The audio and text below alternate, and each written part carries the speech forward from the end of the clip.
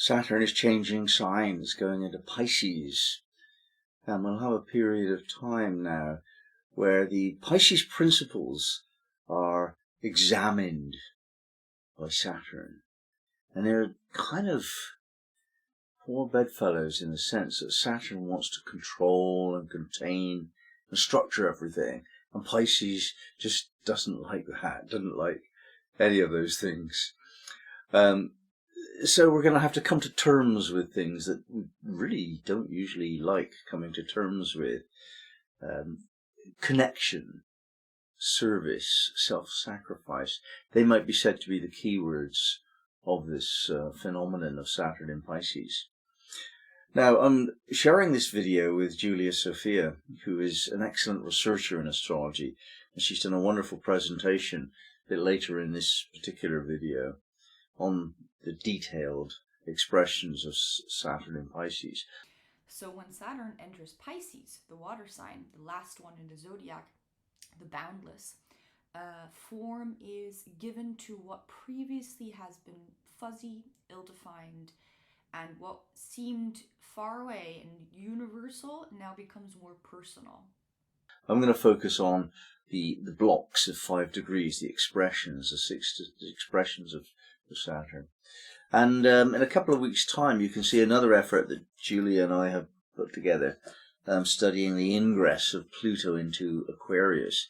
That's even more exciting than Saturn's ingress into Pisces.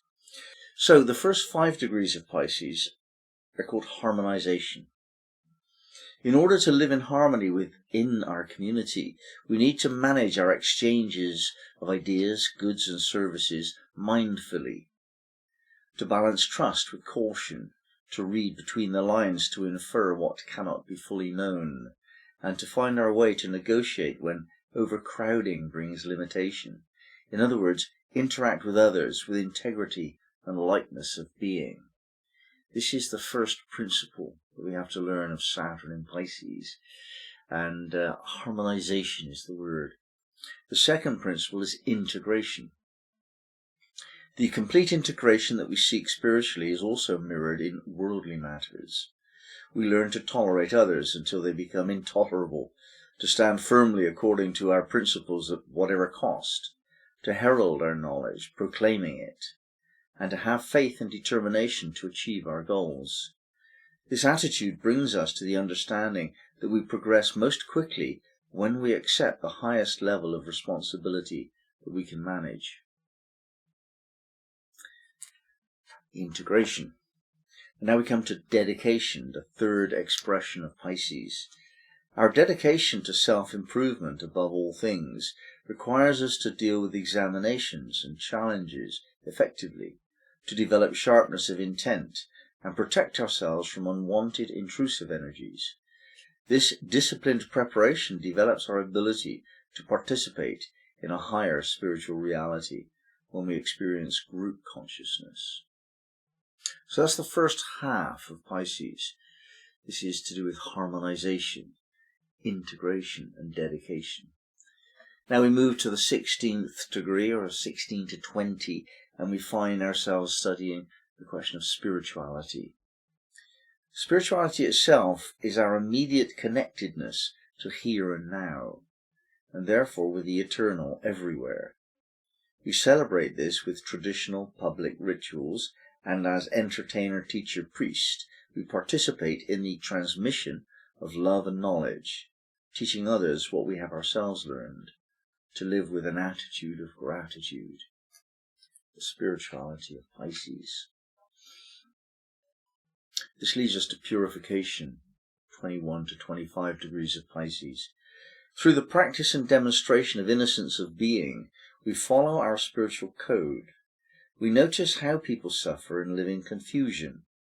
We can learn how to use their conflict, and indeed all conflict, as a means to learn self-purification and compassionate acceptance, and thus to rid ourselves of judgments and other negative thoughts. So this is what's going to happen in Pisces. Saturn's passage through Pisces is going to ask us to look at ourselves and purify what we see. And we come in the last 5 degrees of Pisces to this realization of faith. We come to a state of realization that we have no choice but to exercise free will. Thus we are constrained to see our lives as the fulfillment of desire, and we do fulfill our desire by simultaneously looking for God and looking through God's eyes. We become whatever we idealize. Now, Pisces has been trying to get these points across to us for all time. They're very advanced spiritual teachings contained within this. Spirituality, purification, realization of faith. Now, Saturn actually is going to help us to put some structure around this amorphous generality of spirituality and make it very particular, so that we're going to be given the specifics of our path of development in spirituality, I would say. So let's hear what Julia can say to help us understand this idea. And she features this whole idea of connectedness and service and self-sacrifice. It's the point she comes to at the end. So Saturn transits in general deal with structures, establishments, established things, and monoliths. And some of these must fall so that new ones can be built. And these structures are usually reckoned with through rebellion, assimilation, or reinvention. So under Saturnian phases, we define and frame issues as well as plan, organize very carefully, consolidate, and manifest. So we apply effort and responsibility and make use of structure and discipline to create these results. So when Saturn enters Pisces, the water sign, the last one in the zodiac, the boundless, form is given to what previously has been fuzzy, ill-defined, and what seemed far away and universal now becomes more personal. This is a time where we take responsibility for our gifts, so we make time for and take seriously our involvements, which may mean slowing down and doing things more thoroughly to constructively realize a goal.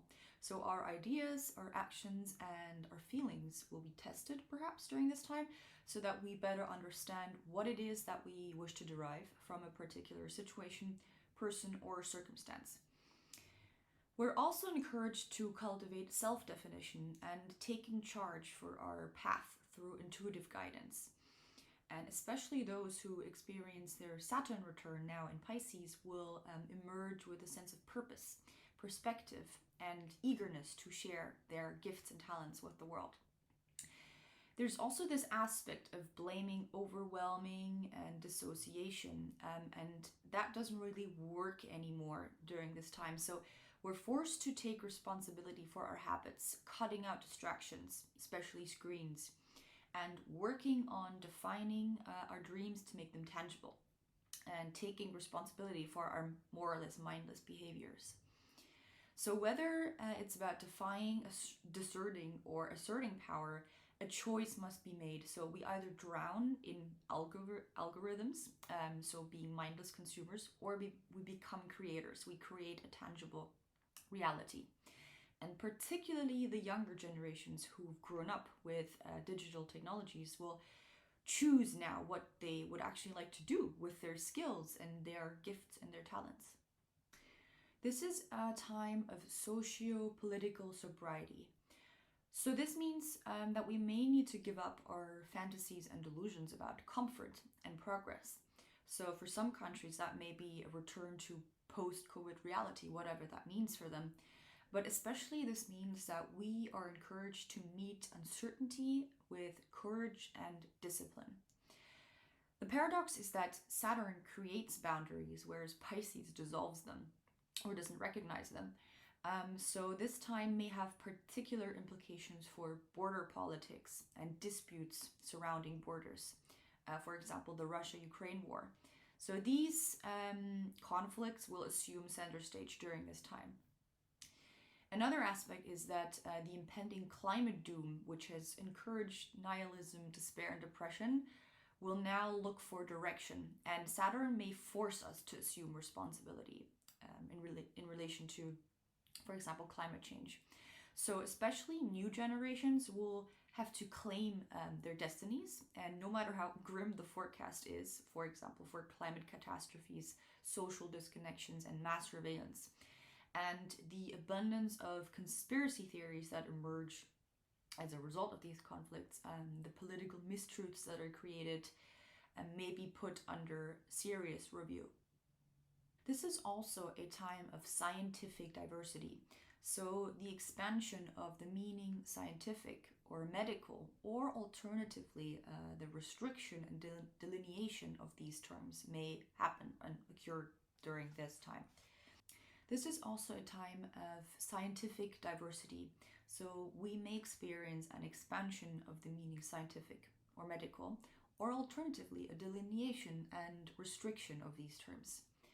So the mainstreaming of psychedelia, such as recent expanses in psychology, psychedelics, self-definition, may be validated, even by medical science. So psychedelics could become increasingly legalized and recognized as a form of treatment, or alternatively be severely restricted.